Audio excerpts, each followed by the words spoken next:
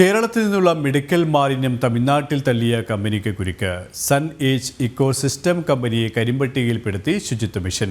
തിരുനെൽവേലിയിലെ ഗ്രാമങ്ങളിൽ തള്ളിയത് തിരുവനന്തപുരത്തെ ആശുപത്രികളിലെ മാലിന്യമെന്നും കണ്ടെത്തൽ. 3 വർഷത്തേക്കാണ് കമ്പനിയെ കരിമ്പട്ടികയിൽപ്പെടുത്തിയത്.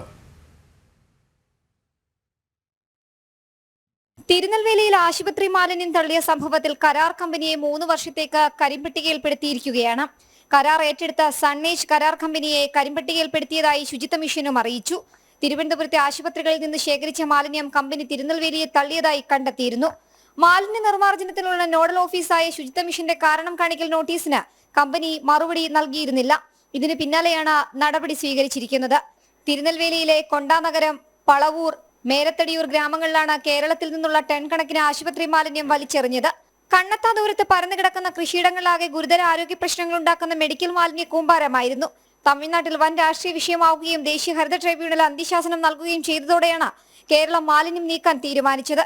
ഇതിനോടകം ഇവിടെ നിന്ന് മാലിന്യം നീക്കിയിട്ടുണ്ട്. ജനം, തിരുവനന്തപുരം. ഡൽഹിയിലും സമീപ പ്രദേശങ്ങളിലും കനത്ത മഴ. വരും മണിക്കൂറുകളിൽ ഇടിമിന്നലോടുകൂടിയ മഴ തുടരുമെന്നും തണുപ്പ് വർദ്ധിക്കുമെന്നും കാലാവസ്ഥാ നിരീക്ഷണ കേന്ദ്രം അറിയിച്ചു. ഡൽഹിയിൽ ഓറഞ്ച് അലർട്ട് പ്രഖ്യാപിച്ചു. ഇന്ന് പുലർച്ചെ മുതൽ രാജ്യതലസ്ഥാനത്തും സമീപ പ്രദേശങ്ങളിലും കനത്ത മഴ തുടരുകയാണ്. വരും മണിക്കൂറുകളിൽ ഇടിമിന്നലോട് കൂടിയ ശക്തമായ മഴ തുടരുമെന്ന് കാലാവസ്ഥാ നിരീക്ഷണ കേന്ദ്രം മുന്നറിയിപ്പ് നൽകി. ഇതേ തുടർന്ന് ഡൽഹിയിൽ ഓറഞ്ച് അലർട്ട് പ്രഖ്യാപിച്ചു. നിലവിൽ കുറഞ്ഞ താപനില 9 ഡിഗ്രി സെൽഷ്യസ് രേഖപ്പെടുത്തിയിട്ടുണ്ട്.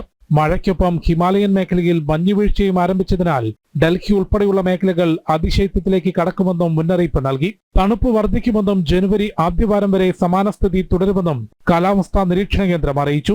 ഇതിനോടകം ശക്തമായ മൂടൽമഞ്ഞ് റോഡ്, റെയിൽ, വ്യോമഗതാഗതത്തെ സാരമായി ബാധിക്കുന്നുണ്ട്. ശൈത്യത്തിനൊപ്പം രാജ്യതലസ്ഥാനത്ത് വായു ഗുണനിലവാരവും ഗുരുതരാവസ്ഥയിലാണ്. ജനം, ഡൽഹി.